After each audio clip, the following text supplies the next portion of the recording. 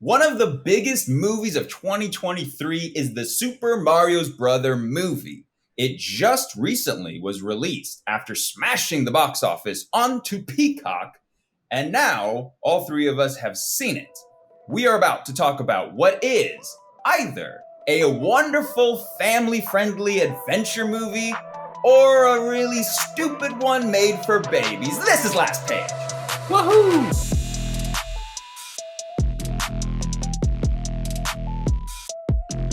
Issue 19 of Last Page. I am RemingtonCKing, joined today by the raucous Rembo and the jubilant Jason Cedars across the seas of the internet. Thank you for joining us today. Please like and subscribe to this video. We are in desperate need of likes, not getting nearly enough to gain more traction. So like this video, as we shall talk about what is a phenomenal box office success. This movie, as of now, and it just like I said, it just recently came out on the cock. I got on the cock to see it. It was a great experience on the cock, as it usually is. Was it a great experience watching the movie? Perhaps not, but we'll get to that in a minute. This movie currently stands at $574+ million at the box office domestically, 1.3 internationally. Billy internationally. Crazy success. Big movie. A short runtime of about 90 minutes. We all have very much a lot of feelings about this. I'm very excited to talk about this. Jason, no one on this earth has seen this movie more than you.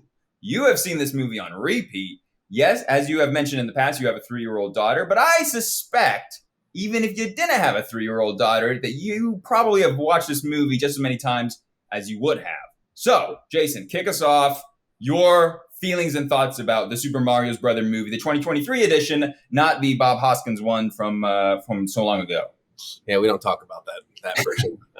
But no, this movie is absolute gold to me. I enjoyed the hell out of it every single time I watched it, from the first to the triple digits probably by now, and including at least 2 times just today in its own, just to be like, I need a little refresher. And just joking with you guys earlier, it's definitely one of those movies that me and my daughter start watching together. She leaves the room and I continue watching it all the way till the end. So, but no, it even meant a lot to me, like as my daughter and family.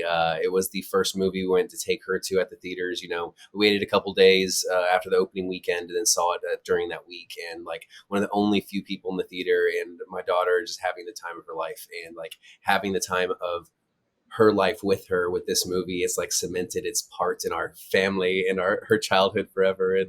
And even as you see behind me, you know, Six Flags, of course, we go to, and they have all this and we win it. And so it's like we have stickers up on her wall and stuff like that now. And what's even more cool about this movie is I recently bought a Nintendo Switch right before the pandemic and ended up buying pretty much every single one of the games that this is like referencing. Because I mean, it references all the games throughout the history, but it's really Super Mario 3D World, Super Mario Odyssey, Mario Kart 8, and then I guess you could say Luigi's Mansion as well. But it's really just those 3 right there, which are kind of the 3 newest releases for the Switch. And of course, just the storyline of the Bowser's Wedding thing, and then a lot of the power-ups thing of those being in the most recent games. I felt like I was so like in tune with this game and up on pop culture and getting all the references, and I absolutely enjoyed every moment of this movie. And I think one of the biggest downfalls of this movie was its biggest plus as well, because the biggest complaint I went into this movie of hearing from other people is it wasn't much of a storyline. And to ask a Mario movie to have this epic storyline was really asking a little too much, in my opinion. So I thought the fact that it didn't have this huge epic story, it was so quick, and it made every scene seem so easy to move through.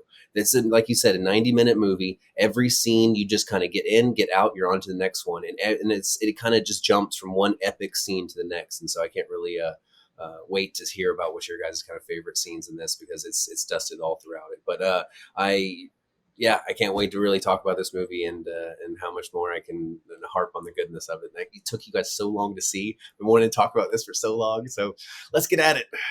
Remy did see it in theaters. To be fair, I was the holdout that I just didn't get around to watching it in theaters. I was too busy watching adult movies. However, not those kind of adult movies. I mean, yes, those kind of adult movies, but also movies made for adults. Two different things. Not important right now. Anyway, Remington, you saw this movie in theaters when it came out.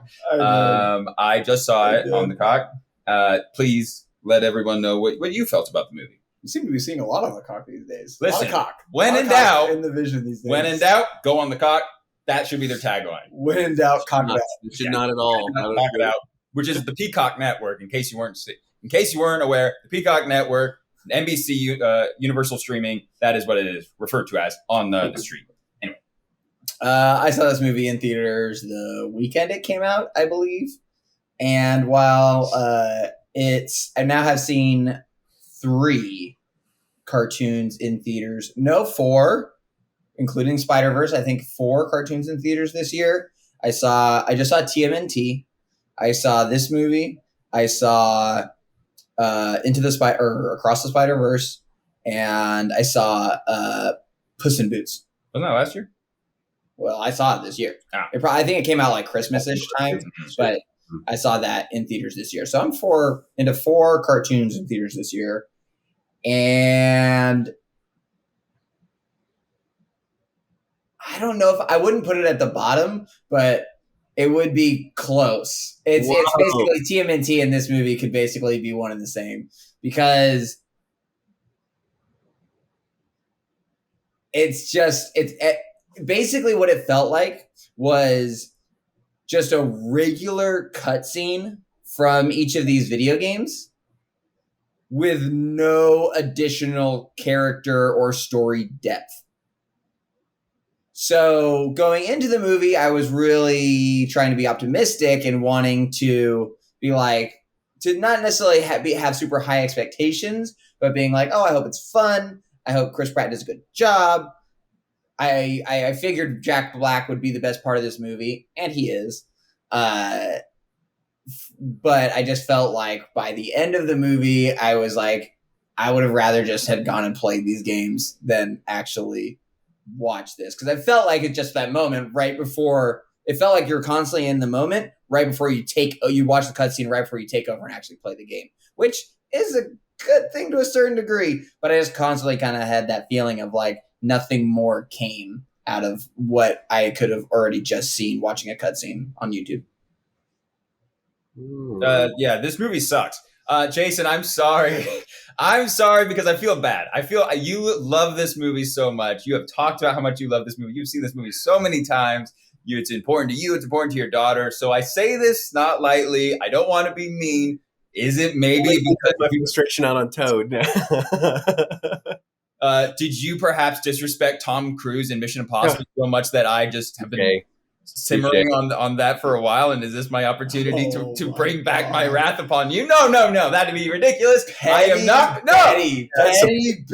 I just said that wasn't. That was exactly what I wasn't going to do. That was a classic. No offense, but something offensive. Go on. Mario is a very special. It's to everybody. It's stupid to make it personal and be like, "Oh, to me, Mario's important." Mario, a friend of ours when we were kids, went to a friend of ours, Gus. Shout out, Gus. Oh yes. To his house. That was the first time I ever experienced the NES. He had an NES, and that's the first time I experienced Mario. And it's so fresh in your memory. The sounds, the experience, the side scroll. It's just when I went from playing no video games, and that's the first video game experience. I remember going up to the attic to the attic. Yeah, and it was just really or the basement later down. Yeah. But yeah, no, it was really like it's very fresh. And so the Mario, Super Mario World, Mario N64, I didn't play that much, but like it is an iconic franchise for a reason. It stays with anyone that grew up in the 80s and 90s. Everyone has great memories of Mario. I love Mario. I wanted to like this movie. I love Chris Pratt. I love a lot of the cast in this movie. This movie to me was just so shallow. It didn't have any depth of dialogue, of character development, really. It was just very, kind of your stereotypical, Mario needs to, like, he's a plumber and he's going to improve his life through this experience. Peach is just, all the worst stereotypes of how female characters are written is shown in Peach in this. Is just that she is just written to be perfect at all times in everything. And even when she references her beginning stages, it was really easy for me, barely an inconvenience. to get really good at going around this world, and just different things like that. I was just like, there's nothing interesting about any of these characters. The writing, and we'll get into it a little later, but maybe the writer, it's not even his fault, because maybe it was just like, listen, we don't want you to try to make this movie complicated. We can get into more of the finite details as we go. But man, I just walked away from this movie being like, I got dumber watching this movie. That's how I felt. I got to be honest. That is how I felt. It made me question whether or not every animated movie is like this. Kind of how Remy was like questioning, are all Mission Impossible movies written this cornily with the new one, which I disagree with, but that's fine. This movie did make me question whether or not animated movies are all like this, which they are not. Jason, by all means, step in here, because I know that you have plenty to say about this blasphemy we are bestowing upon your beloved franchise. And this is not the first time I've heard that argument, and that's why I even prefaced all of what I was excited about was that this doesn't have a very in-depth story, but who the hell was going to a Mario movie expecting some groundbreaking story? I mean, that's my biggest argument, and like what makes me upset with anyone thinking that they should have gotten something out of this. This is a video game of a guy that jumps on turtles to save a princess from a bigger turtle. That's like been the storyline for decades, and they don't need to embellish on it. We just wanted to see that journey by Illumination. The Illuminati. There's probably references in the movie. My wife probably picked it up, which she was upset. She was like, I wish I was on this one rather than the Barbie one, because she's seen it just as many times as me, and she has just as strong opinions, because she would agree with me, of course, on how great this movie was. But yeah, that's my whole like kind of take on all this, and I totally understand where you guys are coming from. It doesn't get into some of the characters as much, but what it's trying to do is do a quick, fun little video game movie that jumps from one kind of nostalgic, they're on Rainbow Road driving in the Mario Karts, and then now they're jumping through Bowser's Castle, or jumping through the city, getting to Bowser's Castle, him and Donkey Kong, where it's all these just like really like just fun scenes, and with the music tied to it, and how much of the characters that we get to see a little bit of their funny side, like Luigi being the damsel in distress and being the bumbling idiot from Luigi's Mansion, I thought was absolutely hilarious, and how Jack Black takes on King Koopa, and the singing and the song and the piano scenes and stuff like that. That was enough depth on that character that I needed. So I totally hear the arguments, but I think that that's like one of its biggest pluses, like I said. So no, you cannot tarnish this movie on this. And I did not think you guys were going to have this take on it. I thought you would at least have had an enjoyable experience, but this is for you guys looking for the next, what's the Flowers movie that's coming up? Scorsese movie out of a Mario shit. This is, we'll go see the Flowers for Scorsese and whoever did this movie. And then now collecting $1 billion, which is Barbie and Mario making the $1 billion movies this year so far. That's kind of interesting to me, of like two nostalgia toys, or 80s kind of nostalgia making the most money this year. And it really says where we as moviegoers want to put our money. So I have watched it twice at the theater. I bought it the digital version, and I'll probably buy the Blu-ray version of this movie too, or something like that, to have it physical. So I'll make sure Mario gets my money. But I think the other great part about this movie is, the cast, like we were talking about, and then the one-liners. The one-liners in this movie, me and my wife constantly quote to this day still. I can't even remember like almost any of those lines other than the ones that are already in the video games, because to me, just the writing was just so lackluster, not interesting. And I mean, it's one-liners. It's one-liners after one-liners. So it isn't like this really depth. But the idea of one-liners is that if they're good, you remember them. And maybe because you've seen it 30 times, it's easier to remember. Before I get into the writing, again, I said it made me question whether or not all cartoon movies. And I was thinking, am I being ridiculous? Am I being ridiculous by wanting more from this movie? Because I just was like sitting there with beautiful Monica, just being like, this cannot be what all these movies are. And it's not because one of Remy's favorite movies that he always talks about, which I saw when it like came out, and I was like, that's a fun movie. I kind of forgot about it. And then Monica had not seen it, so we decided to watch the Lego movie. And that movie, you watch that movie, and all of the Like you could just be like, oh, Legos, like how do you make that interesting? Oh, every single thing the movie does, it is amazing at. The jokes are hilarious. The references are great. The voiceover performances are amazing, from Chris Pratt to Morgan Freeman. It is a top to bottom. They have interesting like adult themes, not just innuendos, but like themes about meaning and what it's like to be a part of a community, whether you're a mindless drone or you're actually trying to, what does it mean to be special? All of these interesting things are asked in this movie, and it's really like, it made me I wanted to watch the movie again as soon as it was over, which is very rare for me, very rare. And I was just like, this movie does everything wrong with the Mario movie, where it's too shallow and there's no depth to it, and everything wrong with Barbie, where it tried to be deep and failed to be deep. The Lego movie succeeds on all fronts, and I heavily recommend watching that movie before you watch the Mario movie again. But Remington. I've been singing the praises about the Lego movie every single day of its existence forever. Because I am obsessively in love with Legos. We always had, like, that was one of the best things that we got growing up for sure, was Lego sets and Bionicles. And also Mask of Light, Bionicle, shout out to that movie too. Oh yeah, it's good. There's actually a couple good Bionicle movies out there, and Mask of Light is one of them. It's a good one. But Lego movie, exactly. It's got incredible depth for a cartoon film. It's super funny. Will Arnett as Batman just comes in and like steals the show. But and the visuals are great. It gives you just the right amount of like, oh yeah, because when they're talking about building, hey, hand me a 3 black, or like, hey, hand me and they're like, I need a wheel, like, or read this, and it's just as if you were somebody who would be building Legos and saying these things. And I feel like everything that the Mario movie could have been. Because Lego movie, you can definitely watch that as a kid and get just as much enjoyment as if you were an adult, which, to their credit, most Pixar films are that way.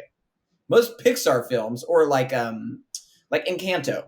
Encanto, while I appreciate it more. I appreciate it more the more I have thought about it. Yeah, but and the more I've watched other cartoons, it's just like, there's some really deep meaning here and some really cool visuals. And it's just very obvious that you can have both.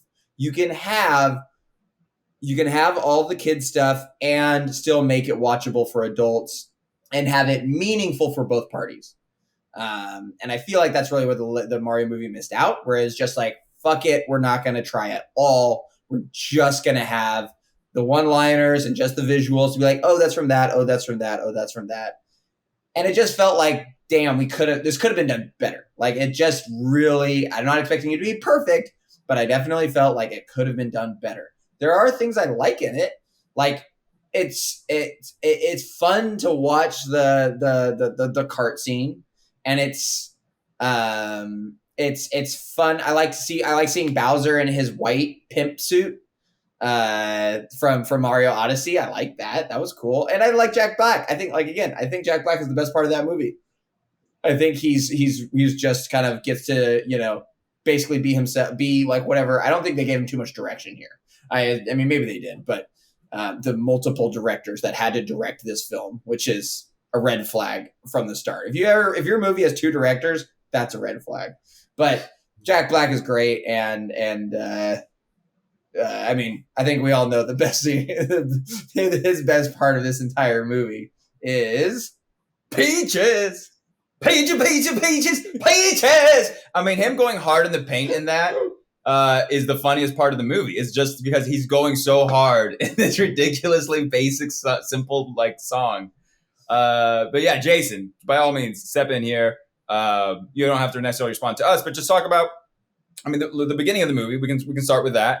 That's a great point at the beginning of the movie, is and I think it's a good segue from the Lego stuff too. And I'm going to go on the record that I love the Lego movie as well. That is like a top tier. And I think that's a really good comparison. Barbie and Mario and kind of Lego in the middle, like at the melding of the 3 ideas.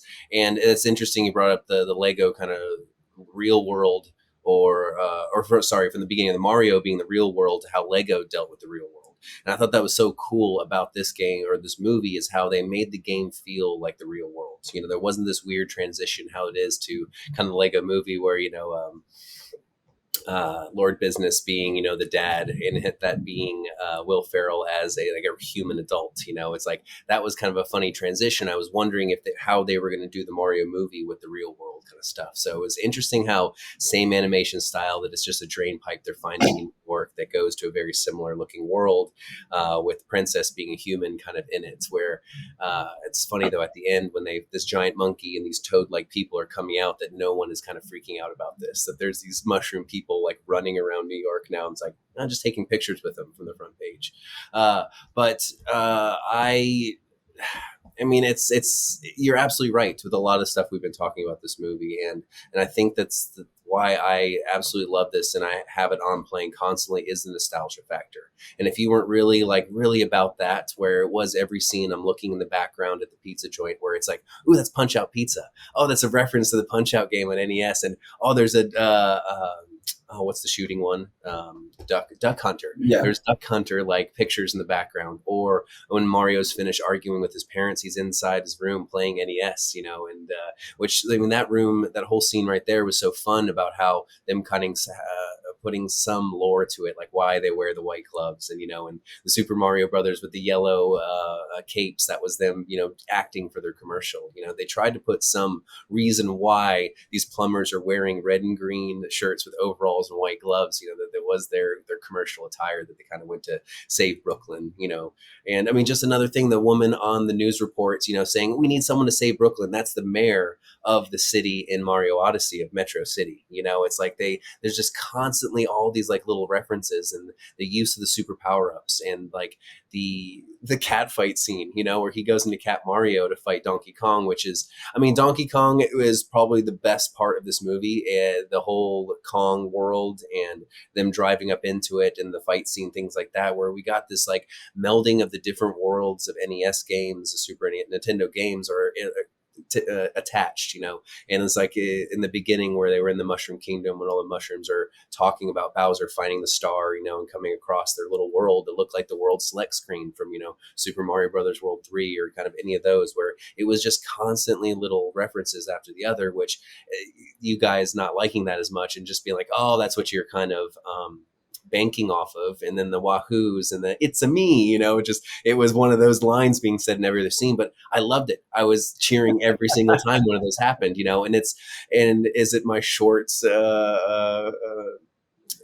fuse or whatever for these type of movies that it doesn't take much for me to get on, all happy and jumping on the couch. I mean, it really doesn't, I'll be honest, because it's when they're building the Mario Karts and then Thunder by AC/DC was playing, I got like goosebumps or something like hair, and it's to other people that's just so dumb, but that was just so much of my childhood and of 2 hours ago me playing that game before I watched the movie, so it's that's what was so great about this. And if you really, I mean, doesn't do it for you, I can definitely see why there's not a whole lot of depth to it, but in my opinion didn't need the depth. It could ride on a lot of this stuff, so I mean, we could just go back and forth over this, where this was cool or this was cool because it wasn't that way. So I love the movie, and I'll still watch it many more times after this.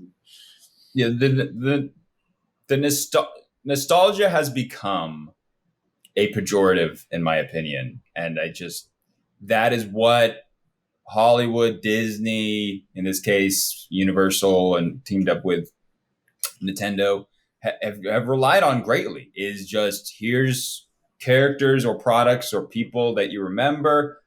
Go watch this, like this, because you remember it. And to me, I've just been worn down to the nubs of my soul. And you're so right, but then we have movies like this year, Transformers and TMNT, that they're still on that same nostalgia, but then Barbie and Mario can pull it off. So, I mean, there's people who can, there's people who can't. And this is definitely not in the can't category. Definitely. Well, we'll see about that. I'll move on in a second. Do you have something to say? I was going to say, well, TMNT isn't very good either. So not to spoiler alert. Ironically, the best part of TMNT is Ice Cube, just like the best part of this movie is Jack Black.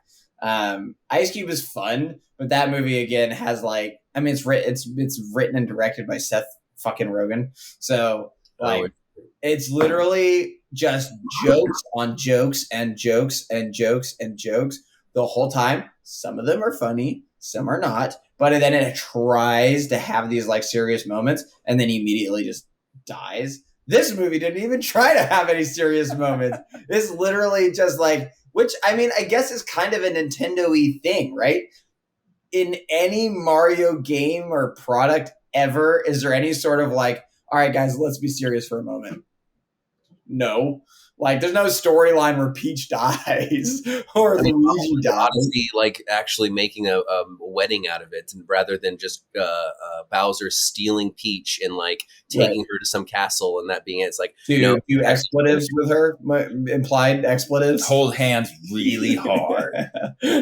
She's not at this castle. She's at another one. Like little references like that. Is what I loved it, and the feel good ending too, man. It definitely, you walk away from that movie just the feel good. Well, the funny thing is, it's like something that I really like. It's such a little, it's such a small part, but a very obvious detail is when you're writing a story and you include like, okay, they're gonna go. The main characters are gonna go to blank to do blank, and then they go to the end of the movie where those things didn't actually matter. And it's really annoying. Like in the Barbie movie, Will Ferrell chasing them back to Barbie Land doesn't matter at all, right? Same thing for Donkey Kong and the Kong people. He goes on this whole thing. We got to get the Kongs. And then what happens? They all get captured immediately and are rendered completely useless. And it's just like, there's ways to do this where you can have all those scenes, but you don't feel like you get to the end of it. You're just like, well, that was pointless. We just wasted all that time. And it's literally Game of Thrones. Game of Thrones, the entire season 7, all of season 7 is completely pointless because they're like, oh, we got to go convince Cersei to go up to north of the wall to bring the guy back. And then it doesn't fucking matter anyway. We're going to go to Winterfell and do the same shit we're going to do anyway. Like, that's just like something that really stands out where I'm like, yeah, it was a cool scene, but you could have actually made it mean something. And I thought it did because it felt like it gave more weight to the wedding scene where they had more people for the sacrifice, sacrificing all these cages in your honor. It's like, if it was just like Luigi and that he was the only one, but it was now all the Kongs that were in there too. It's like because it was just going to save Peach from Bowser. Well, they wanted to show in this whole movie that Peach could save herself no matter what. Because like one of the best lines in this whole movie is when Peach and Mario are walking out of the princess's castle and towards the drain pipe for them to leave, and all these toads are surrounding them as they're walking, and she's like about to give this speech like, we're off to go get the Kongs and save the Mushroom Kingdom, and one of the toads immediately cuts her off and is like, who's that guy? And she's like, he doesn't matter at all. And they all just cheer and they go off because, and I know this is going to be one of your biggest complaints about it, is that the fact that they keep rising Peach on this pedestal. My fucking daughter loves Peach in this movie because it's not always this guy coming to save her kind of attitude. And I know that there's the groans from all the guys about this one, but the fact that it's not Mario coming to save fucking Peach every time, and she's actually holding her own. And I know they push it a little bit, but it's done well in my opinion. And that's one of the points. No. It's done terribly, Jason. And this is coming from a man this is not angled towards. My 3-year-old daughter now wants to dress like her, and she's fighting and karate kicking and stuff like that because it made it a positive woman figure for her rather than the Luigi, which is the damsel in distress. Dude, we had all the figures in this movie, but they're just now different people. If it was Mario and Luigi both being the power badasses and Luigi and Princess being the one in the cage being saved again, that would have been just another one of the video games. But this changing it up a little bit, I thought was one of the best parts of this. No, it's the laziest part of the movie. And that's saying a lot, given how lazy this movie is. No, you don't need, and my groans and complaints and frustration about this is not about Peach needs to be the damsel in distress. She needs to be captured and the men need to, this is not that at all. I can perfectly lay out why Peach is a terrible character, just in terms of interesting characters and how you could have made her a badass, empowered woman that young girls could look up to while making her far better than she was in this movie. And you would do that because she talks about, oh, I arrived through the warp tunnel and all these people immediately embraced me and I became their princess.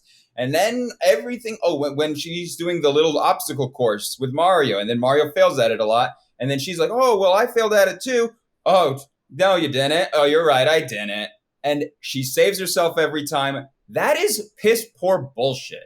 That's not an interesting character. You're just perfect always, all the time. You never went through any struggles. Here's why it sucks. And it sucks. It's a shitty message to young girls or women, because it's not like, here's how you can improve yourself to become some badass. No. You are badass. You're amazing. You're a girl. That's not good. What is good would be, you know what sucked? Like if Peach said, you know what sucks? When I got here, nobody liked me. Nobody liked me. I had to show that I belong. And this could be analogous to women in the corporate world and how hard it is to break into a very male-dominated area and being like, no, I had to bust my ass. I got on my hands and knees and worked like scrubbing the floors. And I showed the toads that I like really will work hard to make this a better place, not just for me, but for them. And through that, I earned their loyalty. And that is how you build a character, that she actually had to put in work and effort to become cool. Instead, she's just God mode all the time. And that's bullshit. And it's every fucking female character in a goddamn movie now. Instead of getting cool, interesting ones like Ripley or Sarah Connor, we're getting Princess fucking Peach. No, dude, she ultimately had to work hard for this. And we didn't need to see it.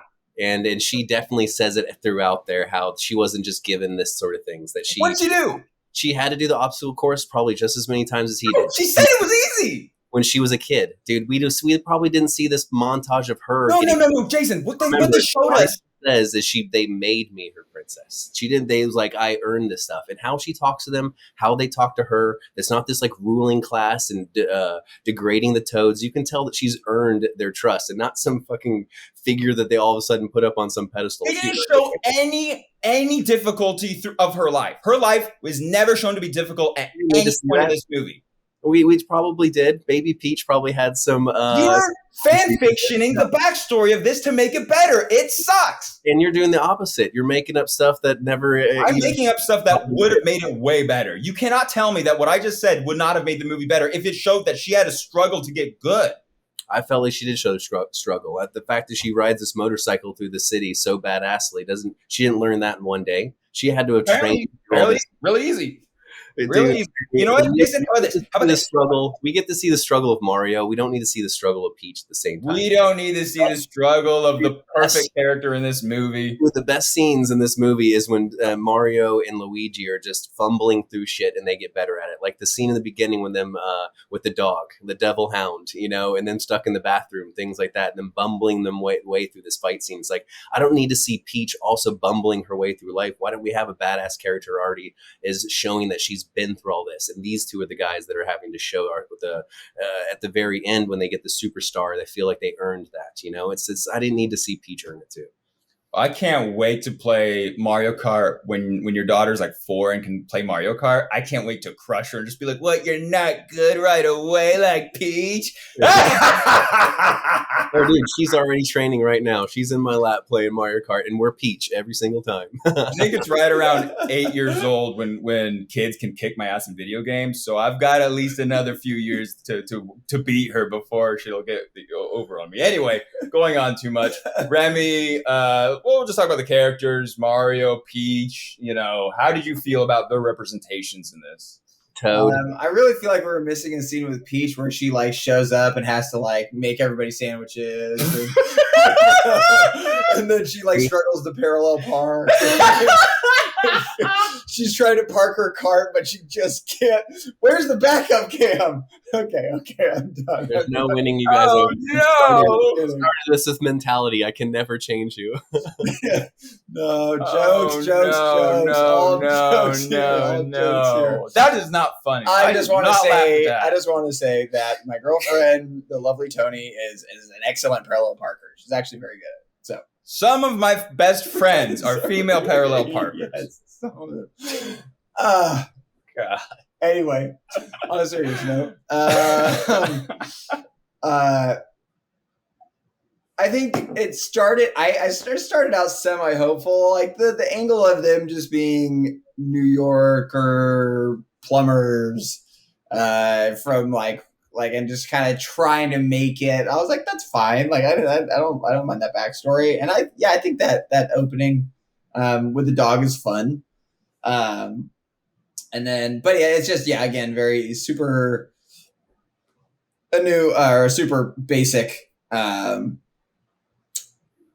Super basic, like, I mean, again, the whole movie is very basic as far as characters go. Representation, what did I expect? I don't know what I expected from Mario. Like, I don't really have any preconceived notions of what his character is supposed to be. Maybe, like, with Luigi, you do get the background of, like, with Luigi's Mansion, he is a scaredy cat. Like, that is definitely an aspect of Luigi that's consistent over multiple games and incorporated into the Luigi's Mansion games, is that he's constantly kind of scared going through these. You do it, but he's terrified at all times. One of the best lines in it is someone says to Luigi, "You can't be scared all the time." He's like, "You'd be surprised." You know what, right? That is a good line. Because I do really love the Luigi's Mansions game, and I've played all of them. Yeah. So I do really like those games, and I think that they... I would have rather, at this point, I probably would have rather seen a Luigi's Mansion movie over this Mario movie. Just would have been a little bit cooler, scarier, more emotion invoking. But Peach, what were you gonna do with Peach? You knew they couldn't make her a damsel in distress, so they had to make her 100% or 180 degrees the opposite of that, and which is fine. That's fine. But I agree. I agree with what you said as far as just making her the what has become the stereotypical perfect female character. And I was going to say, I suppose you could try and weasel some implied difficulty there, Jason, as you so desire. But I did not get any sort of implied difficulty for her character. And even Bowser. Bowser's just got this weird goal of like, I'm gonna marry her. She's gonna do it, or I'll destroy the kingdom. That's right. That's the idea. That's the gist of the whole movie. That's the gist of it. It's all very surface level, and I think that's why I don't hate the movie. I think it's just like one of those movies where I watched it and I was like, okay, like, this is definitely made. I just felt like it was very much separated and just made for the youngest audience possible. Like CC. It is very much made with just enough nostalgia to bait in the adults. Would I see the sequel to this movie? Absolutely fucking not. I do, and no, there's no way in hell I'll pay again to see this. I might illegally stream it. Comes on the cock? I just illegally stream everything. So allegedly, I allegedly pirate every single thing that I don't see in theaters. I don't pay for Netflix and their 174 shows that nobody watches to watch their one good content. No. I pay for Amazon Prime like a real American so we can all hail the great Lord Jeff Bezos. Which is just because I just need the shipping. It's not actually for the streaming service. And The Boys. The Boys. Oh, and The Boys. Actually, yes, the best show on TV right now. Not even close. Yeah. The Boys. So let's mosey along here. One of the big parts of this, the advertising of this movie, the push of this movie is not just Nintendo, not just Mario, but the cast. The cast was all, mostly all A-listers, which it is kind of the state of things where everything has become, any animated movie that comes out now, most of them, it is actors from something else. They are now the voice actors of everything. That was TMNT. Right. Stacked full of people and just totally not worth it. And I feel like that's Turtles were no names. No, the Turtles are kind of no names. I guess it's really everybody else. Yeah. It's really Right. everybody else. So that is what has become very unfortunate, is that I love voice actors, people that specialize in the art of voice acting. There are legends of the game. Frank Welker, who's done every voice you've ever heard from Transformers, from Megatron to Cece's favorite show, or was her Bluey? favorite show? No, the other one, the one with Peppa Pig? the monkey. Oh, Curious George. Curious George. So Oh, yeah. he's done like Curious George to Megatron. Like that is the range of Frank Welker, like crazy. absolute legend of the game.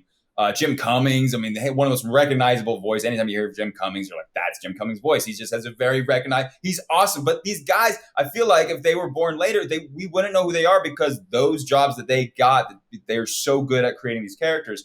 Now, just because you're famous, you get these roles. So I don't hold it against the actors that take the jobs, but it is unfortunate, I feel like. And it is cool that in TMNT they did to cast these no-name kids to be the voices of the Turtles, and that's cool and all. But as far as this movie goes, you have Chris Pratt as Mario, which was controversial. Some people were like, "Oh, he's not doing the voice right." I love Chris Pratt. I think he did fine. I think you can't just be like, "It's me, I'm Mario," like for the whole fucking movie. You can't. I'm sorry, you can't. So I think that he did a good balance. I thought Charlie Day was good. So the original voice actor of Mario in all the video games is that guy playing the video games in the Pizza Fort. Oh, yeah. At the very end, he goes wahoo. So they did a little shout out to the original voice of Mario, because that was the biggest controversy before this. Why didn't they give it to him? It's like, because you couldn't carry the whole movie, man. They had to have a little bit more depth than wahoo. But yeah, please continue. Charlie Day as Luigi, Anya Taylor-Joy as Princess Peach. Was she like the greatest Peach? Like, I feel like anyone could have done that. Like, there wasn't nothing really unique about her vocal performance. She was just kind of, and again, not that any of these actors were given much to work with in the first place.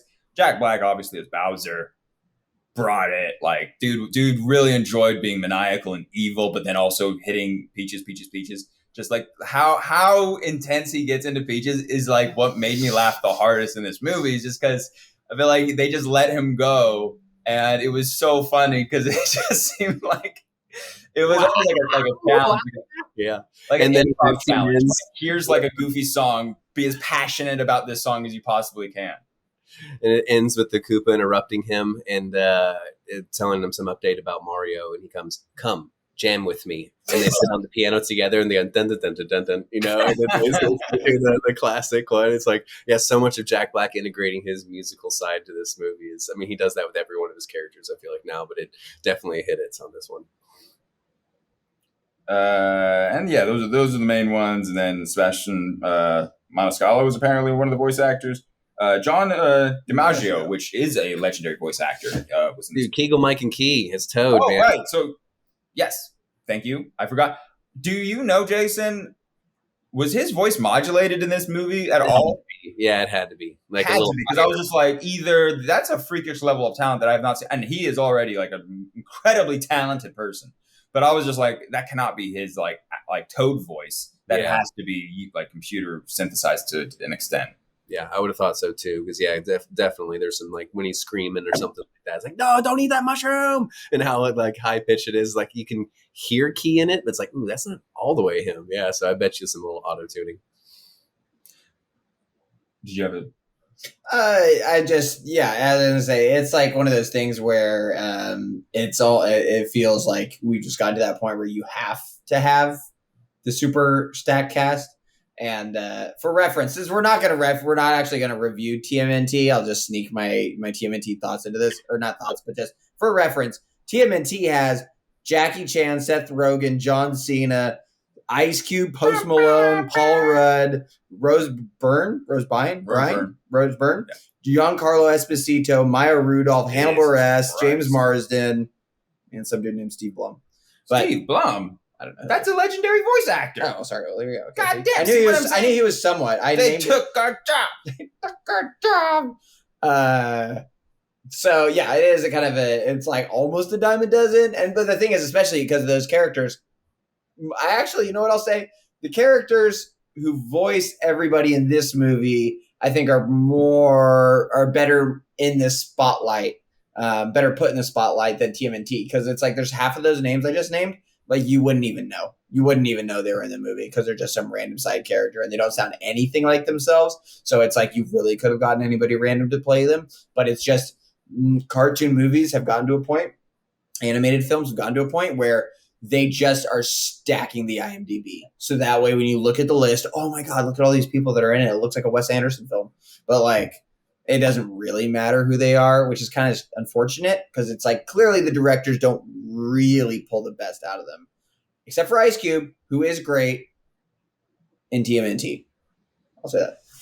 I always thought about that is it cheaper? Is it so like is Seth Rogen to do a voice actor that's cheaper than Seth Rogen as an actor, or Jackie Chan or any of these other people? It's like, can they stack the list because it's actually affordable to be able to? Like if you had all of these actually characters on screen, makeup, doing lines and things like that, that's be a lot more expensive. So yeah, financially they're able to do this sort of thing. It's like, why not? If I can get some no-name actor to play Donkey Kong, or do I just Seth Rogen, which is actually a reasonable figure to pay him to do this? And then yeah, the IMD stacking and stuff like that. But I've always thought about how expensive it has to be to do something like TMMT. I'm like, oh wait, maybe it's not. I will save all the positive things I have to say about this movie. This movie is gorgeous. The colors, the animation of all the different characters that are brought to life. I love that they were very accurate to their character builds, their model builds in the games, because we could have seen a reimagining or, seeing Mario look differently. I mean, just go back to the original Super Mario Brothers movie of like the reimagining of what it looked like in a real world, like that nightmare of a movie. It was cool that this was very faithful visually to what it looked like.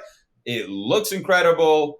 I would say that this movie would be far better under certain circumstances, which I will delve into on when we give ratings. But the movie looked great. I did like the platforming sequences when Mario and Luigi are platforming around to get to the building where they're going to get into shenanigans with the dog. I like that little platforming. The platforming of Peach and Mario doing the obstacle course was cool. I wish there was more of that. A lot of it just felt like they didn't. For some reason, that there was only like a few scenes where they did stuff like that. But I really did appreciate just how intricate those were. And yes, as much as I complain about the nostalgia bait, it was it was very much a lot of things were in that I felt the little references I did appreciate. I will say what I love and hate. I love and hate the soundtrack of this movie. I will let you go, Jason, because I'm always hogging the spotlight when it comes to talking about the soundtrack. You tell me your thoughts on the soundtrack of this movie. Take Me Away, Aha, is one of my favorite songs, and even the original video is incredible. So, how much that added to that scene of, Donkey Kong showing off the Donkey Kong world that's Cool Kong. In the sports jacket, showing off the Donkey Kong City or the Kong City. But it's, I think every major song, the big ones were during like kind of big scenes. I already talked about the AC/DC, but Beastie Boys, Brooklyn, No Sleep Till Brooklyn, and then Goodbye Goodbye Blue Sky. What is it? It's Blue Sky at the very end. Hello, Mr. Blue Sky. Yeah. Mr. Blue Sky. And it's funny that we've seen so many of these songs in other movies recently, but I thought they hit home on every scene. Like it was like a very perfect song to all of it. And then, of course, getting dusted in every classic Mario track throughout all the games and things like that, and little like background sequences. But no, the soundtrack was so spot on to me. It felt like they literally just went to top 100 most famous songs of all time and were just like, Thunderstruck by AC/DC, No Sleep Till Brooklyn. It was, and then just placed them so randomly. They do Thunderstruck during the car driving scene. Explain to me how that, like, if they played that when somebody was driving and then was like, you got Thunderstruck, and then like it was one of those, they got shrunk down. Then I'd be like, okay, it's funny. It was during the building of the car scene. Yeah, exactly. It was. Make it make sense. It felt, like Make sense. it felt like the Star Wars bay where all the X-Wings were, and then AC/DC playing and building Mario Karts. I mean, that's so cool. All three of those things are awesome. Put them into one scene together. Yes, more, please. It makes sense. It's just like I think You guys just don't want to have fun. I think that's what this is. I don't want to Dude, Jason, you like to have too much fun, okay? Stop having fun. The thing is too much fun. You just are always, no, I don't like this, and I like that, and I like this, and I don't want to like it. It's soulless. That's why it sucks. It sucks because it's fucking soulless. It wasn't like a creative, okay, for example, the Guardians movie, the first two Guardians movies. But also use all those fucking songs that you just said. No! A collection of songs. Want top 100s out and put them into random scenes. Absolutely. You are so like, Jason, I'm having a fucking aneurysm here trying to explain this to you. What the difference is that when those first two Guardians movies, you have James Gunn selecting a bunch of songs that you have and have not heard. Is that not fair? It's not just songs you've heard. It is a songs, I haven't heard that song before. And there's some songs you're like, I have heard that before. But it's woven into the fabric of the movie. The opening of Star-Lord dancing to the song. And like, they're very well executed in the movie that you cannot tell the story of Guardians without those songs. It would be a completely different movie if you removed all of the musical numbers of that song. This was much more like Suicide Squad, where it was, like Remy said, just generic song you've heard a billion times, just put into it, doesn't make sense. It's in there. And that's what I find is unfortunate, is because I do find that the two gentlemen, and I hope I'm not screwing this up, but the two gentlemen that are accredited for original music in the movie that did the adaptations of the Mario songs for this movie, Koji Kondo and Brian Tyler, I thought was phenomenal. Really cool adaptations, like the movie orchestral, like was really like, especially with loud sound, it sounded great. They flowed, like when they wove them together, it sounded cool. I wanted that. I wanted more of that. And I felt like when that was playing, it was really fucking cool. And when they were just playing American songs you've heard a million times, AC/DC is Australian, I take that back. But generally speaking, just songs you've heard a billion times, I was just like, this is so unnecessary. And it's a pet peeve of mine when I start hearing, like, just like they play the Ramones in Spider-Man, and in the new Spider-Man. Spider-Man's 16 years old. He's listening to the fucking Ramones. Like, listen to something from you listen to 21 Savage. Listen to something that you would actually listen to. Not just something that a corporate executive was like, put this in the movie. I heard it when I was a kid. Spider-Verse is all Metro Boomin. I know. See, that's the problem. I have to change my argument when I talk about Spider-Verse. It's always trying to throw Spider-Verse under the bus somehow. I was going to say, hey, Spider-Verse does it well. I was going to say, as far as using a modern producer to create a modern soundtrack for a modern movie. What's not to like? Which that just came out on Prime Video today, so you guys can buy it and watch Spider-Verse again. Thank you. No, I will not. All right, let's get to these ratings. I don't want to hear your negative ratings already. Don't rush me. Don't rush me through my rants, old man. Ratings already. I'm sick of you trashing this horror. I'm going to watch it a third time today. Masterpiece of movie cinema magic. Well, start us off, Jason. Go ahead. Put this on your Mount Rushmore. On a scale of 10, I give it a 250. I give it 10 stars out of 10. 10 I give 999 coins, whatever the highest coin level I can get in the game. You know? No, dude, I don't need to even give it a rating. I think you guys already know it. It's playing in the background as we speak. I watched it twice today. I watch it every fucking other day with my daughter. I love this shit. And so I will not let your trash lies infect my ears any longer about it. You'll never change my opinion on the femininity of the powerful Peach in this movie. So each their own, and that's why I value my opinion, because it's the positivity look that you guys just can't see in the murky waters of this movie. So no, I definitely give it a very, very high rating, and I recommend everyone to go see it. To bring it back to Mario or to the Lego movie, Jason, this movie is your honey, where are my pants? And just kills you every time, no matter how many times you see it. Yes, thanks for grading my bar to that. Oh, Lord. What's your rating, Rambo?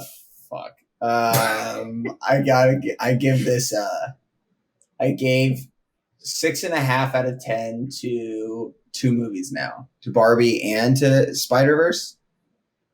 I think your Spider-Verse was like 5 out of 7. It was one of those weird. Oh, maybe I gave a weird one. So this movie I give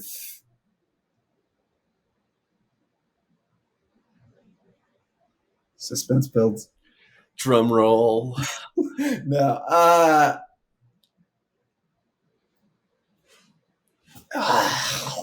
I'm going to 5 out of 10. Ah! And that 5 out of 10, just like right down the mid. Right down the mid. Yeah, 5 out of 10. It is, again, like we've spent the time trashing this movie. I just feel like because it so much of this movie is what I just have a big problem with movies these days, and that they just feel soulless and just corporate, made with little love. Which again, the movie would be great if you are a 21-year-old plus adult in a state or country or town where magic mushrooms are in fact real and legal. This movie would be a 7 out of 10. Easy 7 out of 10 based on the visuals of this movie. Throw away the story, just like Avatar, throw away the story. I'm guessing 10 years from now, magic mushrooms are going to be perfectly legal for most adults in the United States. So that's why I'm just saying that this is going to be dated. But wherever they are legal and regulated, take responsibly, consult your doctor. But this would be a much better movie on magic mushrooms. Waka! And that's last page.